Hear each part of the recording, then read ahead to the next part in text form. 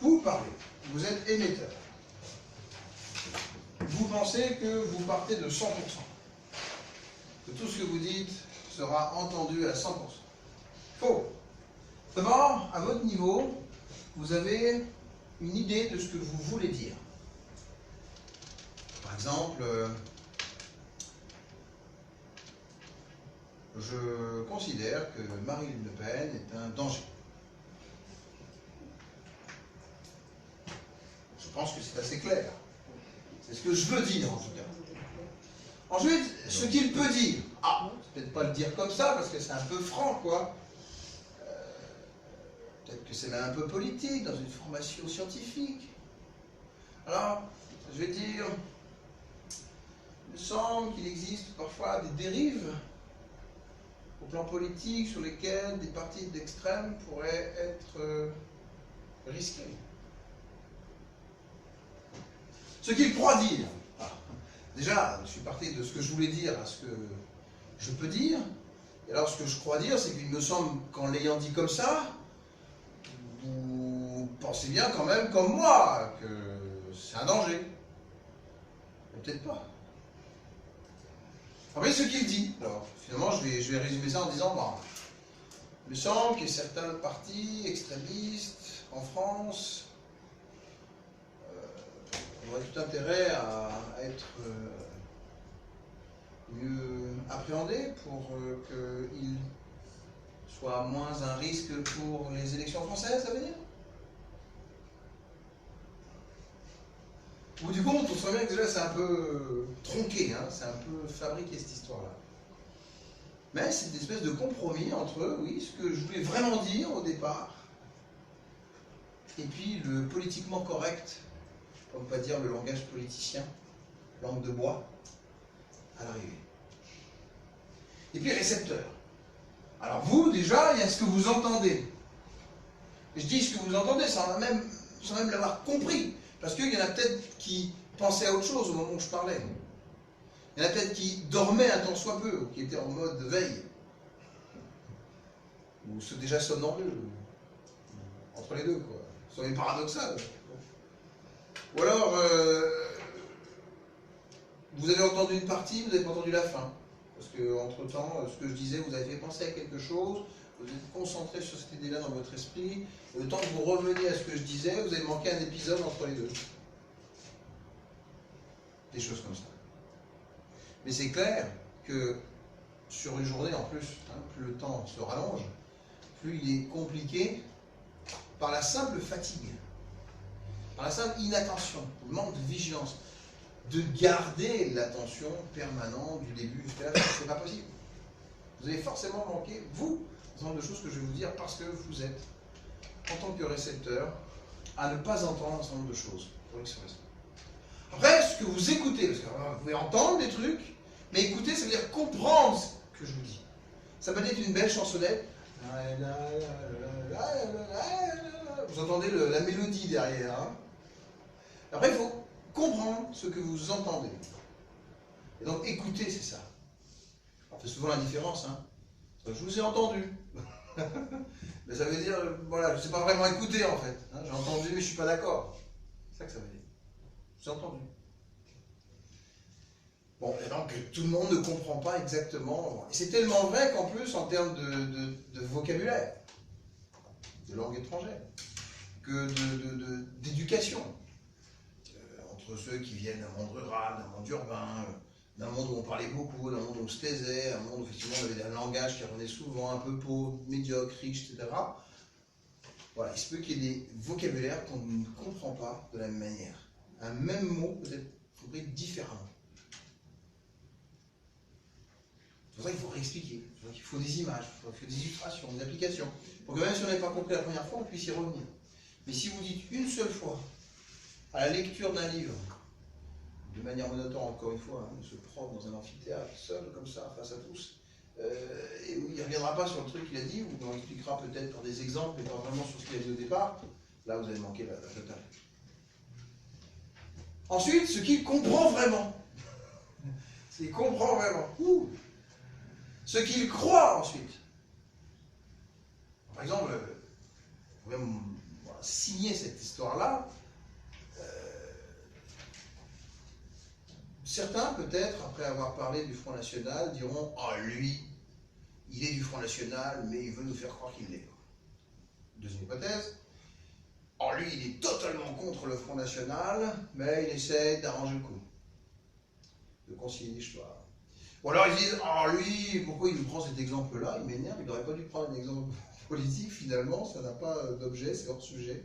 Pourquoi il nous prend cet exemple-là? » Ou alors ils disent « Bah, ouais, moi je ne dis pas, je suis pro-Front National, penseraient certains d'entre vous, alors quelque part, le fait qu'il soit contre, ça me dérange et ça joue à contre-emploi sur le cours. » Quelle que soit la manière dont vous allez comprendre ma phrase, vous allez pouvoir le ressentir de différentes façons.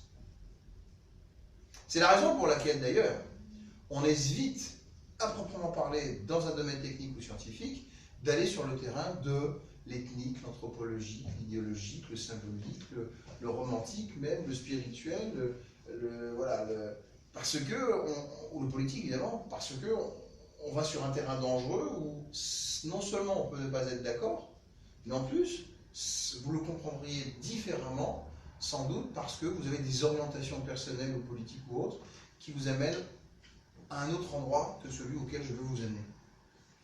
Voilà. Donc on essaiera toujours d'être neutre et impartial, même si on peut croire un certain nombre de choses. Puis ce qu'il retient. Voilà. Ce que vous retiendrez au bout du compte sur cette histoire du Front National, c'est quoi? Bon, c'était un exemple. Peut-être que c'était pas clair, peut-être qu'il aurait. Voilà. Peut-être que quelque part, j'entends que c'est risqué, mais peut-être qu'il pensait que c'était dangereux, c'était plus fort. Peut-être que quelque part c'était politique, mais voilà, politique, est-ce que c'est du non-verbal, c'est du verbal, c'est quoi? Bon. Ce que vous retenez, enfin ce que vous appliquez. Parce que vous appliquez, c'est 17%. Malgré mes bons et loyaux efforts, comme tout formateur digne de ce nom, à avoir diversifié les modes de transmission, avec toute mon énergie, tout ce que je pourrais faire en tout cas, vous allez en gros retenir 20% de tout ce que vous allez voir en stage. C'est déprimant. C'est déprimant. Mais c'est vous dire aussi qu'il faut donc enregistrer. Parce que ce que vous enregistrez, vous allez pouvoir le revoir. Et là, les 20% vont passer à... Si en plus c'est visuel, où vous êtes parti à l'histoire, alors là... J'ai pas dit augmenter, j'ai fait... Donc les 20 heures de vidéo, là, on va les avoir par mail? Bah oui. Voyez? Donc, c'est pour ça aussi qu'on disait, méthode Coué, il faut répéter, il faut répéter, il faut répéter. Ben oui, il faut répéter, parce qu'effectivement, en une fois, 20%, c'est dramatique. C'est dramatique pour une pédagogie. D'un autre côté, notez bien que quand on répète trop, ça joue, c'est l'autre versant, à contre-emploi aussi, parce que on s'ennuie. Parce qu'on l'a déjà vu, parce qu'on revoit la même chose, parce que ça devient, vous voyez, rébarbatif et répétitif. Donc il faut trouver un bon compromis aussi, et donc l'équilibre entre je répète et j'innove. J'innove et je répète et j'innove. Alors bien sûr, les gestes expriment, accompagnent des états intérieurs. Il faut tout simplement acter que ce que nous pensons va, d'une manière ou d'une autre, s'exprimer dans notre corps. Vous n'êtes pas bien, vous êtes mal à l'aise, vous suez, vous tremblez, vous frémissez, vous excitez. Tout ça, c'est psychosomatique. Psychosomatique.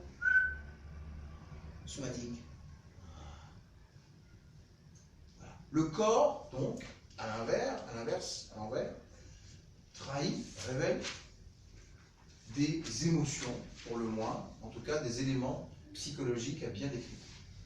Alors bien sûr, on en connaît plus ou moins, la quiétude, la perplexité, la main semble aussi isoler la personne pour se cacher où on en a marre, la bouche vient s'appuyer contre les mains jointes, c'est la réflexion comme, voilà, comme quelque chose qui est un point important sur lequel on se concentre.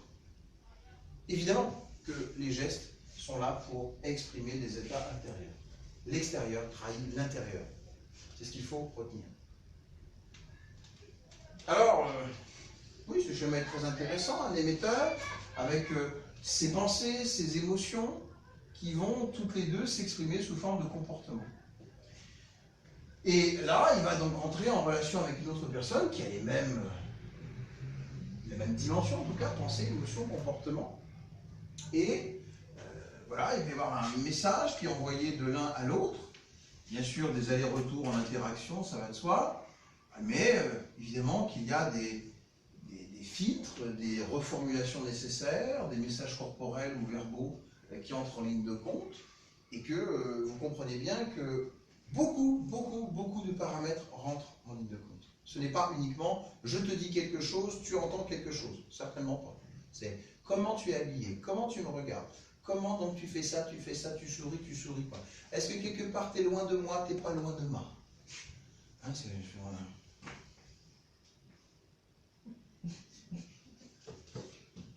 Rentrer dans l'espace vital de quelqu'un, c'est aussi un comportement non verbal.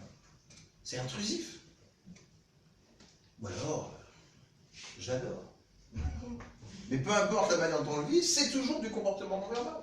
Donc comment il se comporte aussi vis-à-vis d'un autre? Est-ce qu'il regarde de loin? Est-ce qu'il se rapproche? Est-ce qu'il se prend la collade? Est-ce que bon. Ensuite, est-ce que l'autre rigole? Ou alors est-ce que l'autre en face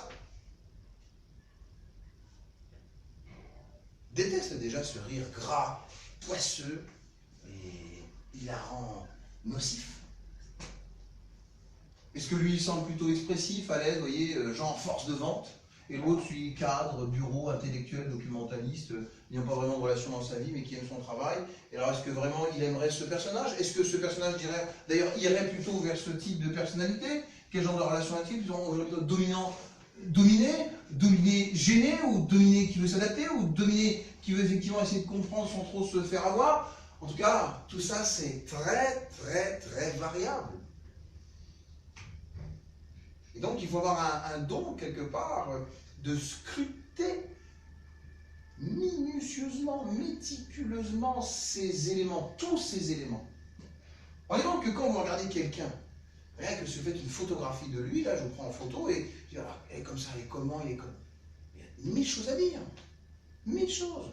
Vous ne pouvez pas vous arrêter à, elle est en un mot. C'est pas possible, ça. Vous êtes réducteur. Il faut vraiment essayer de diversifier, multiplier les axes de compréhension. Alors, il y a évidemment dans le comportement non verbal tout ce qui est public et tout ce qui devient plus ou moins intime. Comprenez bien que même dans le comportement non verbal, il y a l'environnement social, l'environnement urbain, l'environnement professionnel, l'environnement voilà, de la distance. Prenez par exemple, vous dites, moi je pense que tu vas devenir un bon enquêteur. Tu ne l'es pas encore, mais tu vas le devenir. Okay. Mais quelque part, voilà, j'étais direct avec toi, voilà. Je peux dire aussi, vraiment, je blague évidemment, les policiers coréens, mais sont nuls. Ils sont nuls à chier. Maintenant, écoute-moi bien, je prends l'avion, on devait avoir un rendez-vous téléphonique là, maintenant, dans 1 minute, je prends l'avion, je vais à Tombouctou, je vais à l'autre bout du monde, et puis tu m'appelles. Comme c'était prévu, respectueusement. Sauf que, bip, bip, bip, bip, et moi, oh, je suis loin de lui, mon Dieu, qu'est-ce que ça me fait du bien? Autrement dit, le silence, mon silence, a au moins autant d'impact que les policiers sont neutres. Le silence est ravageur en termes de comportement non verbal. La négation de l'autre, le déni d'autrui. Parce que vous ne lui répondez pas, parce que vous ne faites rien pour lui, parce que quelque part vous êtes amoureux, vous deviez vous voir à tel un, et comme disait Ted Bundy en son temps, encore lui, voilà, Noël, il devait téléphoner, il devait être présent avec sa famille, et puis à coup, donc non, je ne serai pas là. Absence. Mais réponds, c'est déjà ça. Alors, je ne vous connais pas, je ne vous ai jamais, ne m'appelez plus jamais. C'est vraiment... Oui. Donc ce n'est pas forcément dans l'action que se joue le comportement non verbal, mais n'oubliez jamais, grand principe du tout et son contraire, dans l'omission. passif de l'histoire. Maintenant, j'aime la police coréenne. Alors, de ce fait, vous pouvez très bien donc avoir une relation sociale de proximité ou au contraire une relation sociale à distance. Vous pouvez dans un cercle personnel donc être un ami, un camarade, un collègue, quelqu'un donc qui aurait des relations un peu plus étroites. Mais la vérité, c'est que si vous êtes là et que vous êtes un amant, il y a un problème. Si vous êtes là et que vous êtes un étranger que vous voyez pour la première fois, il y a un autre problème. Si vous êtes effectivement là, à titre personnel, et que vous avez un comportement nocif, il y a un problème. C'est même plus une histoire de distance ou de présence ou de proximité à ce moment-là. C'est le fait que dans le cercle de relations, l'environnement vous amène à vous rapprocher de quelqu'un qui est nocif. Qu'il rentre dans votre sphère ou que vous allez dans sa sphère. Il est nocif rien que parce qu'il rentre en rapport avec vous de manière plus ou moins proche. Donc notez bien que le comportement non verbal n'est pas forcément uniquement facial, uniquement gestuel, uniquement votre corps, propre à vous, très proche de vous. Il peut être extrêmement éloigné de vous, mais ayant le même impact, sinon plus, sur vous. Ok ? C'est tellement flagrant lorsque vous êtes proche de quelqu'un et qu'il ne vous appelle jamais.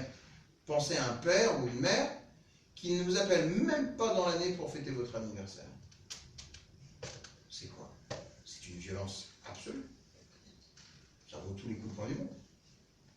Ok? Lydia. Non, je voulais juste dire qu'il y avait le global et qu'il y avait le détail. C'est ce que vous disiez. C'est ça. C'est ça. Là, je n'ai même pas parlé encore de collectif individuel, hein, parce qu'effectivement, on peut aller sur ce terrain-là. Maintenant, on va essayer de participer, si vous voulez bien, aux différentes émotions telles qu'elles sont cataloguées pour vous montrer à quel point c'est réducteur. On a des mots qui nous semblent pourtant pas mal, hein. C'est un beau schéma qui essaye de faire le tour des principales émotions, à la fois en termes d'intensité et en termes de diversité. Donc, vous dites, là, il y a effectivement, par exemple, colère. Donc là, on l'a mis à 3 étages, en disant, voilà, le moins en colère, le moyennement colérique, le plus en colère. Si on est dans la rubrique colère, émotion de colère, en gros, on veut dire celui qui est un petit peu en colère, il est mécontent. C'est un mot, hein, mécontent. Vous comprenez bien qu'on peut être mécontent déjà de manière extrêmement diverse et à différents niveaux, sous différentes formes. Si en plus on devait faire rentrer les éléments culturels dans le mécontentement, voilà. Bonjour. Ça, c'est très européen. Bonjour. C'est une autre histoire. Voilà. Et maintenant, si dans une relation diplomatique ou politique ou statutaire, vous ne vous abaissez pas ou ne faites pas la révérence, il se peut que ce soit dans un comportement non verbal, presque une violation de protocole portant incident pour le monde. Bon, et donc c'est important de pouvoir connaître ces codes sociaux au-delà même des émotions. Et donc ce que je veux dire par là, c'est que là on va faire le tour, retenez bien le tour des principales émotions, de leur nom. Parce que retenez bien quand même au passage, même si on ne verra pas tout, il faut quand même se donner des points de repère. Et ces points de repère, on va les réutiliser en vidéo. Je veux dire, vous avez eu de la rage. Vous avez eu effectivement à ce moment-là, quoi? De la distraction. Vous avez eu effectivement une forme d'étonnement à ce moment-là, très clairement. Mais il faut bien savoir de quoi on parle avant d'utiliser ce mot, parce que manifestement, comme on le disait tout à l'heure, un mot n'est pas forcément celui que vous comprenez. Vous pouvez croire que ce mot veut dire quelque chose, vous pouvez comprendre autre chose, vous pouvez écouter encore autre chose. Prenons un simple exemple, si vous voulez bien. Un mot qui toujours m'a posé problème, pourquoi la terminologie c'est capital aussi. Par exemple, je vais vous dire adoration. Le mot adoration est au summum de l'amour. De l'émotion, en tout cas amoureuse. Donc, amour, adoration... Si je vais sur le terrain en tout cas de l'amour, c'est quand même plutôt bénéfique. C'est plutôt positif, c'est plutôt serein, c'est plutôt des choses comme ça, vous voyez. Or, quand on dit adoration, le mot a souvent été emprunté de manière péjorative, notamment par les médias, d'un point de vue littéraire, pour dire quoi? Quelque chose de beaucoup plus sectaire. J'adore et je vénère mon gourou, mon maître. Okay. Donc l'adoration, ça nous semble pour beaucoup, ici, je pense, excessif. C'est trop, justement. L'adoration, ça fait un peu spirituel, oui. Religieux. Ça dépend de l'autre. Oui, mais c'est juste pour vous dire... J'adore mon chat. Ah, tout à fait, on pourra avoir différentes acceptations, et je le ressens plutôt comme ça, moi, etc. Voilà. Mais ce qui est sûr, c'est qu'il faut bien s'entendre avant d'aller sur le terrain de nos applications pratiques, et également du vocabulaire généralement utilisé dans le comportement non verbal, pour qu'il y ait le moins de distorsion possible. Voilà. Vous allez avoir différents ressentis, votre vocabulaire n'est pas forcément celui-là, mais notez bien en tout cas que ici, nous parlerons de l'adoration comme le maximum de l'émotion amoureuse. Voilà, par exemple. C'est montrer la difficulté. Bon, là, on comprend très bien que quand on a terreur, dans une logique générale de peur, bon, ben d'accord. La peur, terreur, là, c'est très clair. C'est vraiment le maximum de la peur. On comprend aussi que l'appréhension, c'est vraiment le niveau inférieur à la peur, et que tout ça semble assez cohérent. Il me semble que sur ce terrain-là, ce vocabulaire n'est pas vraiment en décalage avec ce que le commun des mortels pourrait comprendre. Par contre, vous allez voir à quel point c'est compliqué, si je vais sur le terrain de l'extase, parce que vous voyez sur ce schéma, il n'y a pas le niveau moyen de l'extase, il n'y a pas non plus le niveau le plus faible de ce qui correspondrait à l'extase dans une lignée verticale. Donc, imaginons, dites-moi quels pourraient être les mots que vous mettriez dans la version moyenne et la version basse de l'extase. Dans la moyenne, l'envie. L'envie. Avoir envie de quelque chose, et une fois qu'on l'a, ou une fois qu'on le fait, c'est extasie. Effectivement. Alors, envie, est-ce que c'est pas en étroit lien avec le plaisir? Ouais. C'est un autre mot-clé peut-être? Ok. Bon, alors donc vous mettriez l'envie, le plaisir où? Là ou là? Joker. Peut-être l'envie ici? Parce que c'est au départ. Ouais, envie. J'ai envie de quelque chose, envie, plaisir, extase. C'est pas mal. Qu'est-ce que vous en pensez? Bah, ça dépend. Mais oui, le mot extase, il est quand même très connoté. Il fait mystique. Je veux dire, Ah, c'est intéressant, vous voyez? Là, il fait mystique. Qui pensait autour de cette table que extase, ça vous faisait penser tout de suite à mystique? Levez la main, très honnêtement. Qui pensait que extase devenait mystique ici? Peu de personnes. Par contre, extase, ça vous fait penser à quoi? Généralement. le summum. Extasie, voilà, il y a un côté comme ça, summum, et puis l'extase. Le sexe. Voilà. Évidemment. Oui, ça. Donc, ça veut dire tout simplement qu'un même mot peut être appréhendé de différentes manières. Vous voyez? Et à quel point, voilà, je peux parler pendant 2 heures, 3 heures, 4 heures, si j'utilise des mots qui sur un seul pourraient poser débat. Vous voyez un petit peu où est-ce qu'on va? Bon, donc, déjà, entre nous, on va se dire que l'extase, c'est le summum du plaisir, lequel plaisir est la version supérieure de l'envie. Ça va? Maintenant, on va dans la même logique avec la vigilance. Parce qu'on ne voit pas ce qui se passe avec vigilance. Donc, le summum de la vigilance, ce serait quoi, niveau moyen, niveau bas? L'attention. L'attention. Ouais, c'est pas mal. Pas mal, attention. Donc, attention, c'est milieu ou bas? La prudence. Ah, c'est pas mal ça. Ouais. Attention, moyen. Et quoi? Prudence, précaution, quelque chose comme ça en bas. Pas mal ça, hein? Ben voilà. On va s'entendre là-dessus si vous voulez. Pas de souci. L'essentiel, c'est qu'on soit d'accord. Pour qu'on parle le même langage déjà, pour enfin mieux transmettre, mieux communiquer, mieux appliquer ce qu'on va apprendre. Ok? Ici, rage, colère, mécontentement, ennui. Alors, répugnance, dégoût, ennui. C'est clair pour vous? Si je m'ennuie, un moment donné, je suis dégoûté par la personne, c'est la conséquence presque. C'est même pas une histoire de niveau, c'est je m'ennuie donc je suis dégoûté par ce que j'entends après, en quelque sorte. Par contre, vous voyez, répugnance. C'est là où vraiment on rejette la personne, on veut même plus l'entendre parler, c'est bah, caca, bah.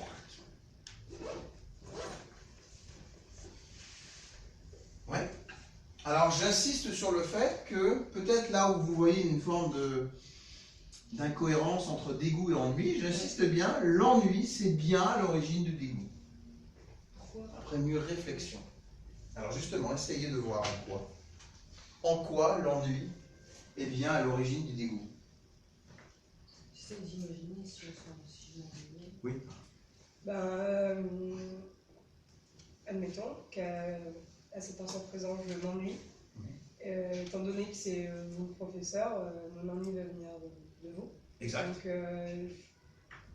pour l'apprécier, ça va être compliqué. Donc, ce que je vais ressentir envers lui, ça va être du dégoût. Voilà. Enfin, vulgairement, il va me C'est ça. dégoûté d'une personne. ouais, voilà, par exemple, ou d'une situation. C'est ça. En fait, soit on pourrait résumer ça en termes d'intérêt, au sens intéressé. Si la personne m'intéresse, je l'aime, ou j'aime ce qu'il dit, il fait. D'accord? Et si ça m'intéresse, je n'aurai pas, donc dans ce cas-là, de dégoût. Je vais au contraire être attiré vers, attractif. Ok? Et à partir du moment où ça ne m'intéresse pas, ni lui, ni ce qu'il dit, ni ce qu'il fait, alors je rejette cette personne, je ne veux plus la voir, et je suis un peu quelque part dégoûté en rejet de cela. Bien compris?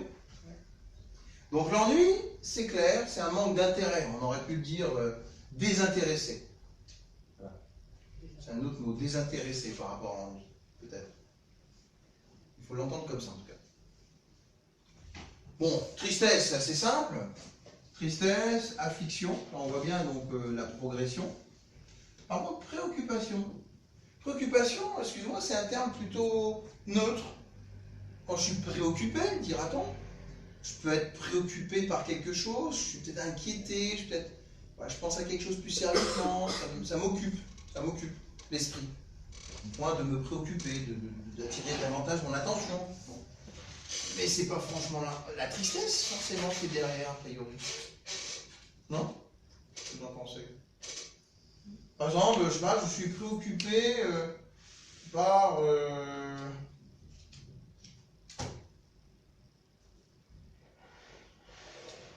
si Renault a vraiment respecté les normes anti-pollution. Ça me préoccupe parce que peut-être que s'ils ne l'ont pas respecté, alors je vais polluer, empoisonner si je suis à côté d'une Renault. Hypothèse, hein, bien sûr. Mais quand cette préoccupation, c'est toujours c'est une connotation péjorative. Eh ben oui, je dirais même que c'est une connotation, c'est plus une connotation, c'est une inquiétude. Voilà. C'est pas si neutre que ça en fait. Préoccupation, si je suis préoccupé, c'est quelque chose qui ne va pas. Voilà. C'est peut-être pas la tristesse, encore, ou vu comme ça, mais c'est quand même déjà une petite en parents, ça m'inquiète, ça me préoccupe. C'est anticipé négatif. Voilà. Il y a une dimension négative. Attention un peu. Et donc, s'il y a cette dimension, on comprend mieux la tristesse qui vient après. Mais je suis un petit peu quand même sur ma faim. Je pense pas encore aujourd'hui que préoccupation aille systématiquement et totalement sur le terrain de la tristesse. Je pense qu'il y a d'autres hypothèses qui amènent à la préoccupation. Ou depuis la préoccupation. Bon, par exemple, je pourrais dire, je suis inquiet et puis je passe à nerveux. Nervosité. Une nervosité à la colère peut-être. Vous voyez ? Voilà, ça serait aussi une manière peut-être croissante et logique de dire les choses. Donc, notez bien en tout cas que dans ce schéma, quand on dit préoccupation, c'est en lien avec la tristesse. Enfin, distraction, surprise, étonnement. Alors, surprise, d'accord, mais maintenant étonnement. Alors là, voilà un très bon exemple comme quoi on aurait pu renverser ces mots. C'est-à-dire, plutôt mettre étonnement là et surprise là. Parce que quelque part, beaucoup diront que ce qui m'a pris par surprise, c'est plus fort que j'ai été étonné. J'étais plus fort que, voilà, j'étais juste sous le coup de l'étonnement. Eh ben non. l'étonnement, c'est plus fort que la surprise. Pourquoi, d'après vous? Je veux dire, par exemple, je suis distraite, puis quelqu'un arrive voir. Alors là, je suis surprise parce que je ne m'attendais pas à être C'est ça. sortie de ma C'est distraction. inattendu, Et d'un coup, c'est l'imprévu. l'étonnement parce que c'était toi. C'est ça. L'étonnement, en fait, il est plus permanent. Effectivement, j'arrive, je dis, ah, vous me prenez par surprise. Quoi? Alors, ok, j'ai été pris ponctuellement, occasionnellement. C'est fait par surprise, de surprise. Alors que l'étonnement, c'est, je suis vraiment étonné que tu m'aies fait ça, en fait. Parce que, remis dans le contexte, ta personne, la manière dont tu te comportais généralement, non, vraiment, je suis étonné.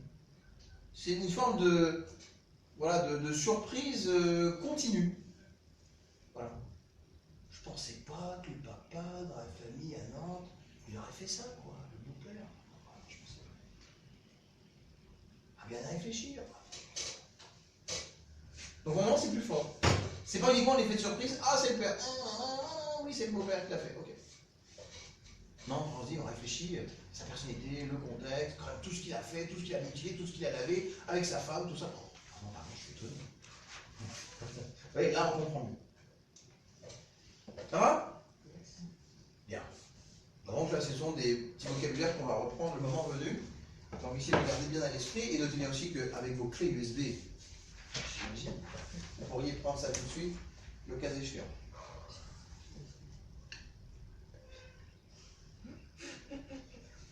Vous avez des clés USB? Oui. Oh. Oh. Ah, là, il ne veut plus, il bug. Qu'est-ce passe ça? Ça tout simplement.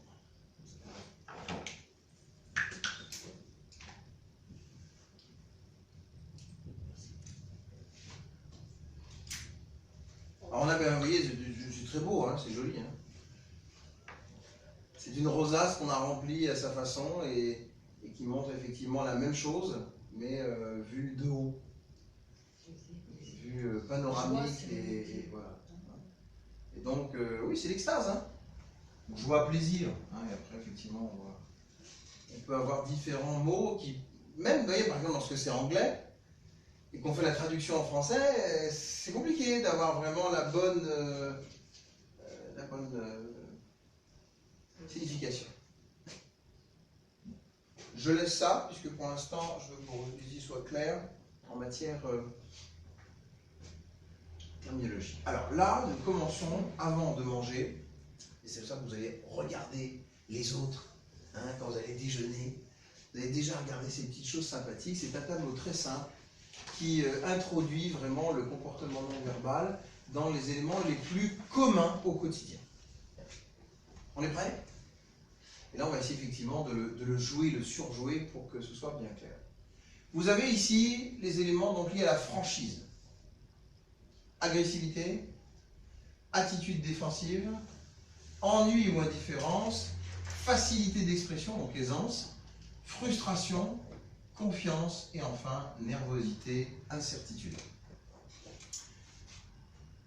On va essayer de voir donc en quoi ces émotions, ou ces parfois troubles du comportement ou de la personnalité, sont illustrés, extériorisés par toute une série de comportements non verbaux très banals quelque part, très communs. D'abord, la franchise s'exprime par un sourire chaleureux. Un sourire chaleureux, c'est ça.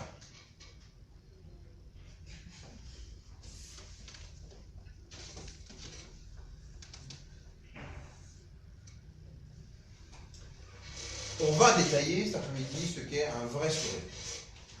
Parce qu'il y a des faux, des trompeurs, des fabriqués. Mais globalement, le sourire chaleureux emporte tout le visage, et non pas une partie du visage. L'ensemble des traits sont vraiment tirés par le haut ou avec ces fameuses petits rayonnements comme ça au coin des yeux. Et on a donc aussi l'idée que les yeux sont comme dans les bandes dessinées ou les dessins animés, très arqués en tout cas, très minuscules, on y reviendra, tournés cette fois-ci vers le bas. Mais globalement, chaleureux, je crois que le terme est très bien choisi. On sent donc dans la chaleur l'émanation de la sincérité tournée vers l'autre, avec cette attraction, cette bienveillance même vis-à-vis de celui à qui on adresse ce sourire. D'accord? De manière générale, vous savez, il y a des gestes qui ne trompent pas. Quand j'ai surjoué, par exemple, tout à l'heure avec Monsieur Co, ouais, t'es mon camarade, on pourrait la jouer version militaire, ouais. Là, c'est vraiment celui qui est brut, qui est vraiment accompli, voilà. Mais si, par exemple, il l'a ressenti tout à l'heure, j'ai posé ma main comme ça. Et cette main, elle était, vous voyez, ni trop oppressante, ni trop intime, ni trop... Vous voyez, elle était vraiment bienveillante. Un peu comme un papa touche sa fille en disant c'est bien ma fille.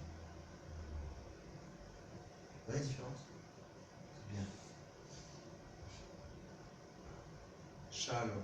Au sens pur du terme. Bras décroisés. Vous ne pouvez pas avoir quelqu'un qui est chaleureux qui dit je t'aime ma chérie. Je t'aime mon homme, tout va bien. Évidemment que tous les croisements sont présumés objets de fermeture. Alors après il y a des fermetures de posture, des fermetures protocolaires encore une fois, des fermetures qui sont là aussi pour cacher un petit peu nos parties. Mais la fermeture n'est évidemment pas un signe d'ouverture, et l'ouverture, dès lors qu'on veut témoigner à quelqu'un sa véritable intention ou attention positive, alors elle doit se diriger vers l'autre, s'exprimer vers l'autre, éventuellement toucher l'autre avec parcimonie, mais certainement pas de la fermeture. Donc la franchise ne peut pas être totalement, en tout cas, exprimée par une attitude fermée ou croisée, et en particulier les bras. C'est pareil donc pour les jambes, qui doivent être décroisées sans être exhibées. Le buste en avant, c'est très vrai. Quand on est effectivement assis en particulier, il y a ceux qui sont lascifs, passifs, abandonniques, Jean Gaston Lagaffe, ou Jean Foutiste. Et là, vous pouvez me croire que vous êtes franc. Vous êtes déjà dans l'ennui et le dégoût. Emmerde pas. Bon. Et oui, quand vous êtes en avant, normalement disposé, ouvert, facialement, gestuellement, et que vous regardez l'autre avec une présence aussi du regard, des choses comme ça, oui, je crois en toi. C'est vrai. Il y a une forme de franchise. Un engagement vers l'autre. Ensuite, un corps détendu. Ah non, ça c'est sûr. Dès que vous avez le corps qui est crispé, vous avez déjà le...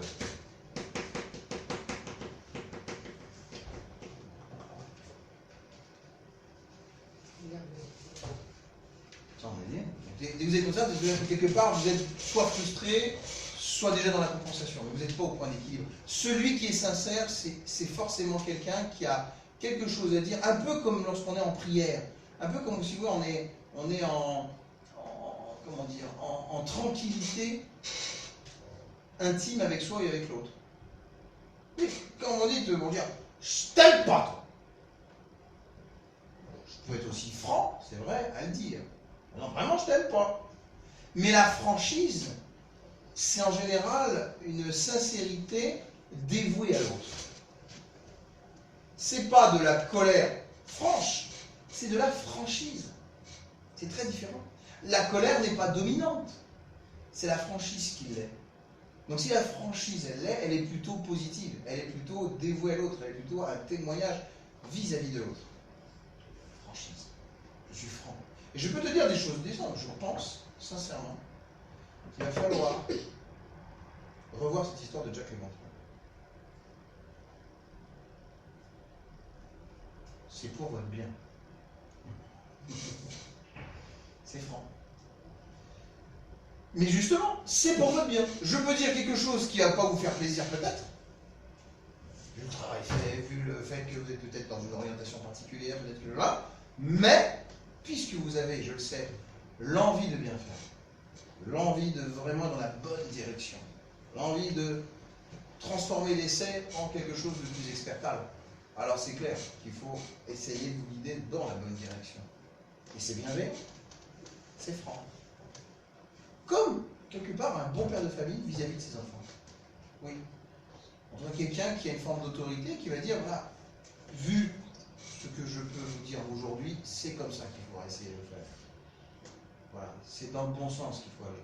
Là, vous êtes un petit peu en dérivation, vous êtes, je ne sais pas où, mais en tout cas, vous n'êtes pas prêt à allumer l'ampoule électrique si vous continuez à aller sur ce circuit-là. Ok? Ah, c'est la franchise. La franchise, donc, elle se lie dans un corps détendu. Si je fais ça, c'est pas de la franchise. On peut être encore. Non, même, regardez. Je suis crispé, je suis tendu. J'ai mon corps même qui commence à se... Là, ce n'est plus de la franchise. C'est de la colère, de la rage, de la haine, quelque chose en tout cas qui rejette l'autre d'une manière ou d'une autre. Alors, la franchise, elle est calme. La franchise, elle est sereine. La franchise, elle est au contraire, justement, souvent mature, le fruit de l'expérience, une petite sagesse. Les gens disent, vu mon grand âge, vu mon expérience, vu ce que je sais de bien et de mal dans la vie, je te dis, c'est ça qu'il faudrait essayer de faire. S'il te plaît, essaye d'aller dans ce sens-là. Parce que je pense que tu y trouveras en tout cas plus de bonnes choses que de mauvaises choses. À mon avis. Et enfin, le regard direct, les pupilles dilatées. Oui, quelqu'un qui vous dit « Je pense que tu es comme ça ». Pas franc. Là, je regarde Aurore, c'est quelque chose pour Aurore, je dis « Je pense que tu es comme ça hein ». Il faut bien entendu que la personne ciblée par ce que vous souhaitez dire soit regardée directement, fermement. Mais fermement ne veut pas dire trop vigoureusement.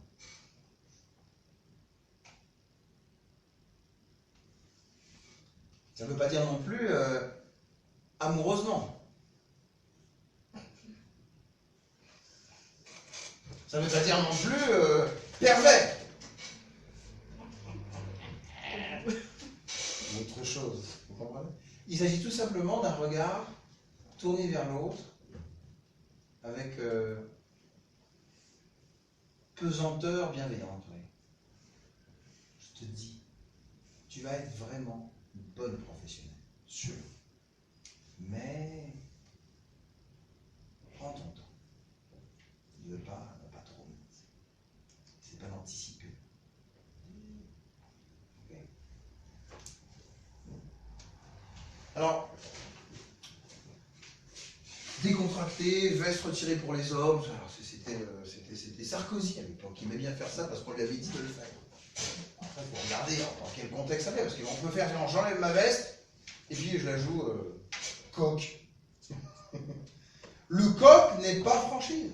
Le coq est domination. Est-ce que quand je t'ai parlé, tu as senti une domination? Est-ce que quand je t'ai parlé, tu as senti au premier regard, pas ceux qui ont suivi, mais au premier regard, celui qui était vif, que je souhaitais te gouverner, te contrôler? Est-ce que quand on a parlé tout à l'heure de tout, tu as senti que j'essayais de rentrer en toi pour décider à ta place? C'est tout l'art d'être vrai au bénéfice des autres. Et on ne peut être en vrai bénéfice des autres que si on est soi-même plus ou moins équilibré, plus ou moins paisible, plus ou moins vrai, évidemment.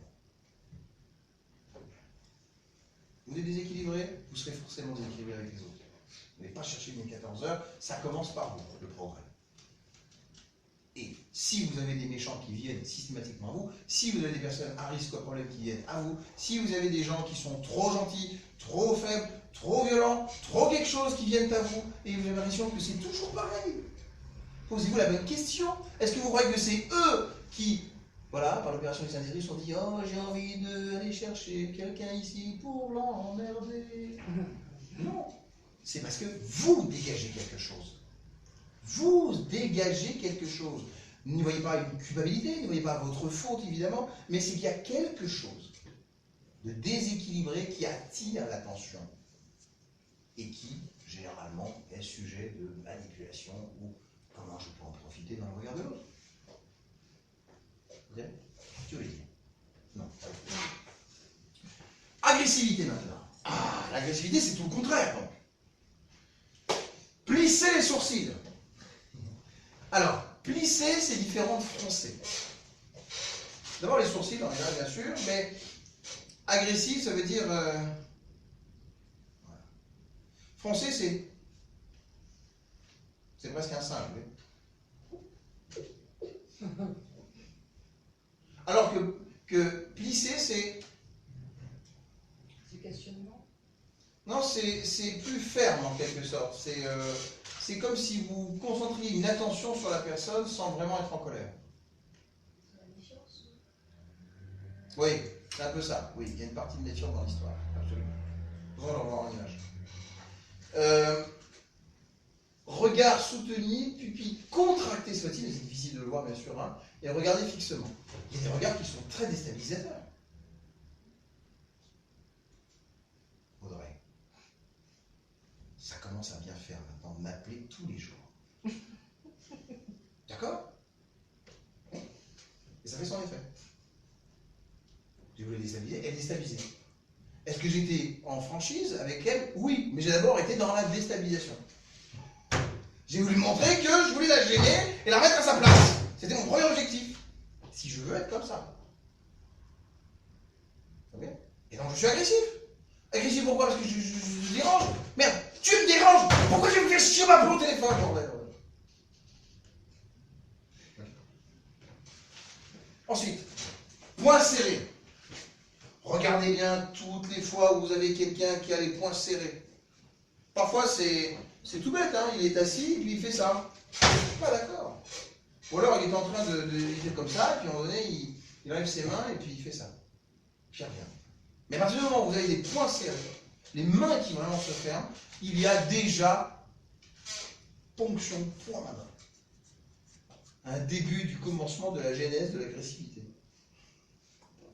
Ok? C'est tellement vrai, vraiment. Là, 1000 fois je l'ai vu. 1000 fois je l'ai vu. Ça, c'est la fermeture du corps, c'est une crispation. Et la crispation, c'est pas forcément la colère, mais c'est quelque chose en rapport avec l'agressivité. C'est vraiment, imaginez la guenon ou le gorille qui vraiment vient à vous avec son petit regard, là déjà les sourires justement plissés. Et puis, avant il était comme ça, puis on il fait ouh, ouh, ouh, ouh, ouh, ouh. Déjà. Ok? Et puis, bras allongés pendant que les mains saisissent le bord de la table. Vous voyez? Alors, il y a des gens qui font ça. Très bon dire. Ben oui, en fait c'est bras tendus, mains effectivement donc posées comme ça, pendant que les mains saisissent le bord de la table. En fait, je l'exagère un peu en faisant. Hein. Ça suffit maintenant. Mais j'aurais très bien pu faire, vous savez, il y en a qui m'ont lâché vraiment. Hein. Il y en a qui sont partis, là, mon secrétaire, mon directeur de campagne. Bon. Rancune. Il ne l'a pas dit. Mais les gestes parlaient pour lui. Maintenant, c'est bon, rancune. D'une manière ou d'une autre, ça va chier. Ok? L'agressivité est déjà là. Ensuite, froncer les sourcils. Donc c'est plus fort évidemment que plisser les sourcils. Index pointé. Ah, alors là, notez bien. Il y a plusieurs niveaux. Quand je fais ça, c'est un sujet que je veux mettre en évidence. Ça veut dire que le dos ici, hein, le verso du doigt, est sur moi. En fait, mon doigt, il me regarde, voilà, hein, je regarde mon doigt en face. Donc je me prends quelque part à témoin du point représenté par le doigt que je veux mettre en évidence, sur lequel je me concentre. C'est donc pas très agressif. C'est juste une manière de se concentrer sur un sujet. Clair? Maintenant, je fais ça. Ce sujet, quelque part, te concerne et me pose problème. Te concerne, doit diriger vers toi, et maintenant je te le montre. C'est-à-dire que je n'étais pas comme ça, là, plutôt rigide, me prendre à témoin, c'est quelque part, voilà, regarde bien. C'est toi, c'est ton problème. Il y a quelque chose qui te concerne. Je vais vers toi. Maintenant, écoute-moi bien. Je considère que tu es coupable. Je considère que c'est toi qui es vraiment à l'origine du problème. Visé, collimateur, cible, atteint. Je te prends cette fois-ci non plus à témoin et comme responsable de ce qui est arrivé. Maintenant,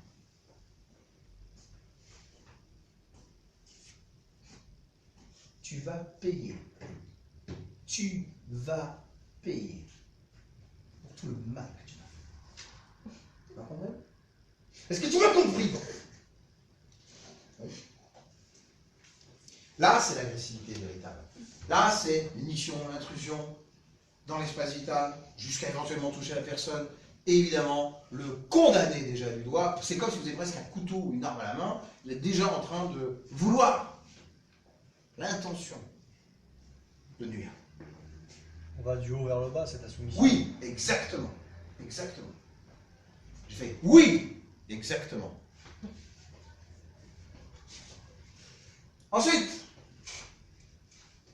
main sur les hanches. Ah oui, oui, main sur les hanches en se tenant debout. Alors, il y en a qui sont très forts pour ça.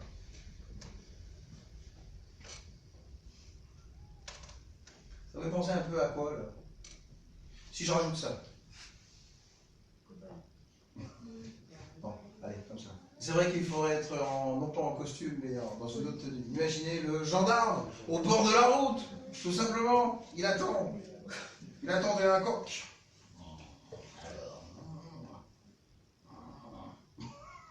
Voilà. Oui, bien sûr. C'est-à-dire que les personnes qui ont cette stature de... J'appelle de coq parce que vraiment c'est ça. Écoutez, qui arrivent, ils sont déjà avec le torse bombé, ils sont bien les jambes arquées ou bien tendues, en tout cas bien fermes, vous voyez, bien posées. Et puis ils se mettent comme ça. Ça veut dire déjà, bon, le premier qui passe, je l'allume. Le premier qui est en infraction, il y a droit. C'est ça que ça veut dire. C'est être en veille d'agressivité, en veille d'application, de tomber sur une personne. C'est même plus du droit à ce moment-là, ou du respect ou de l'application, du droit, de la loi. C'est vraiment, j'ai une autorité que je veux appliquer à des fins de supériorité. Voilà. Je n'ai pas dit que c'était forcément super agressif, super illégal ou super immoral, c'est plutôt voilà, dans l'application de la domination par une autorité légitime excessive. De ce point de vue-là. Se déplacer dans l'espace personnel de l'autre. Je me déplace dans l'espace. Ah, il est bien ton truc. Ah, c'est joli. T'as un sac qui me fout. Non, se déplacer comme ça dans l'espace de l'autre. Ah, il est bien ton verre. Un peu ça quand même. C'est quoi ton stylo là? Oh, il est un peu naze, hein. Ton stylo, c'est quoi ça? T'aurais pu mettre autre chose, franchement. C'est quoi ce bordel? Non mais, est-ce que tu as vu là? Est-ce que tu as vu là? Oui. Évidemment que se déplacer ou rentrer dans l'espace de l'autre, c'est agressif. C'est montrer déjà à quel point on est pénétrant. J'utilise volontairement ce mot, pénétrant, violent.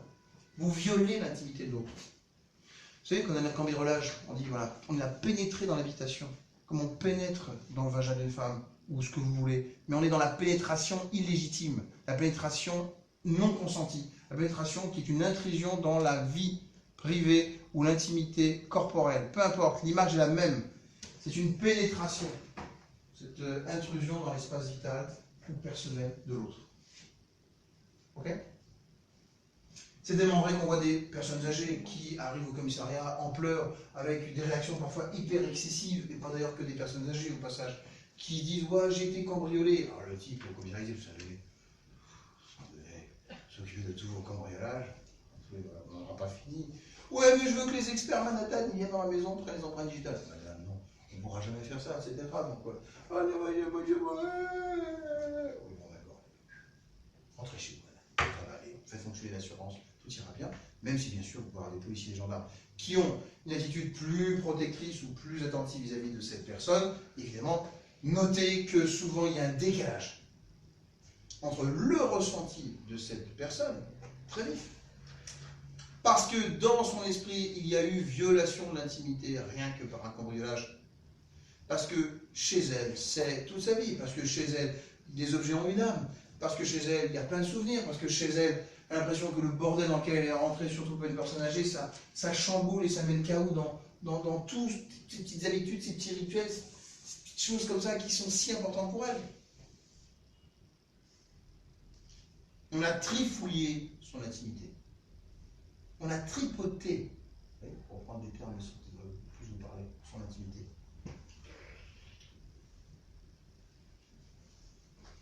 Donc l'amalgame, ou l'analogie, plus exactement, est bien vu, je pense, de ce point de vue-là, en utilisant le mot pénétration. Oui. Celui qui viole, vous devez faire attention à l'espace normal, social et personnel. Hein, c'est les usages d'un côté, ce que l'on peut tolérer de l'autre. Si vous étiez vraiment autour de cette table sans espace, vous vous touchez, et peut-être même vous êtes pressé, oppressé. Donc, comme vous seriez dans le métro, dans un bus, comme ça, aux heures de pointe, vous deviez m'écouter. Le comportement non verbal, vous seriez mal, évidemment. Vous dire, ne touche pas. En plus, si c'est un homme et vous êtes une femme, ne touche pas. Si c'est un homme et un autre homme, ne touche pas. Il y a plein de choses comme ça qui entreraient aussi en ligne de compte. On a tous besoin d'un espace vital. Et parfois, cet espace vital est plus important qu'on ne le croit. Vraiment plus important. Parfois, c'est même... voilà, on a besoin d'avoir plus que cet espace-là, oui. Plus que ce qu'on a devant, plus que une bouteille d'eau, plus que... Voilà, d'avoir un certain confort qui... sans lequel, voilà, on ne pourrait pas travailler. Que ce soit la chaleur, que ce soit la froideur, que ce soit l'humidité, que ce soit la sécheresse, que ce soit l'odeur, que ce soit la manière donc, voilà, où c'est grand, petit, on se sent comme ça, au contraire, perdu sur un grand espace, quand on était seul au milieu d'un grand terrain de foot. Voilà, tout ça, ça joue. Il faut faire très attention à ça. L'attitude défensive. Maintenant, troisièmement. L'attitude défensive. Donc défensive, c'est-à-dire que je me mets en retrait, je ne veux pas que la personne donc, rentre avec moi. Ok. Regard fixe, sans expression.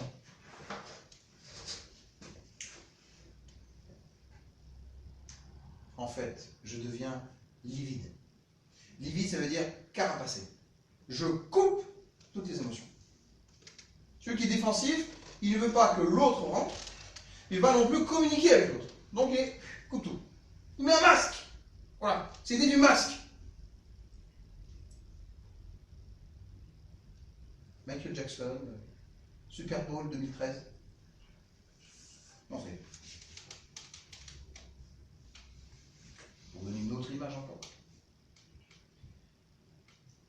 Livide veut bien dire ce que ça veut dire. Livide, lividité, c'est mort presque. C'est l'apparence de mort, c'est un peu mortifère presque. Hein, c'est-à-dire, c'est un peu vampire, c'est un petit peu... je cherche le mot.